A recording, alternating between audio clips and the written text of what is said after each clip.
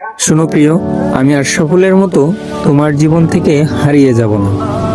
আমি নাসিরের মতো অন্য মেয়ের দিকে ফিরেও তাকাবো না। আমি শান্তর মতো শত অপমান সহ্য করেও তোমাকে পাওয়ার চ্যালেঞ্জ নেব। তুমি আমাকে মাহমুদুল্লাহর মতোই বিশ্বাস করতে পারো। আমি রুবেলের মতো ইসলাম ভাঙার মতো তোমার মন কখনোই ভাঙব না। তুমি মিরাজের মতো আমাকে একটু ভরসা করো। আমি সাকিবের মতো তোমার হৃদয়ে জায়গা করে নিব। আমি মুশফিকের মতোই তোমার সব রাগ সহ্য করে নিব। তুমি আমাকে ফিরিয়ে দিলেও আমি তাসকিনের মতো বারবার ফিরে আসব।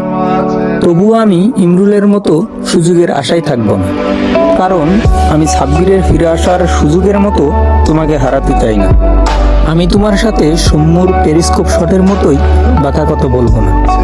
আমি ফ্রিজের কাঠারের মতোই তোমার সাথে কখনো কথা কাটাকাটি করব না। আমি তামিমের ব্যাট দিয়ে বল শাসন করার মতোই কখনো তোমায় শাসন করব না। তাইজুলের মতোই সবসময় তোমার পাশে থাকব।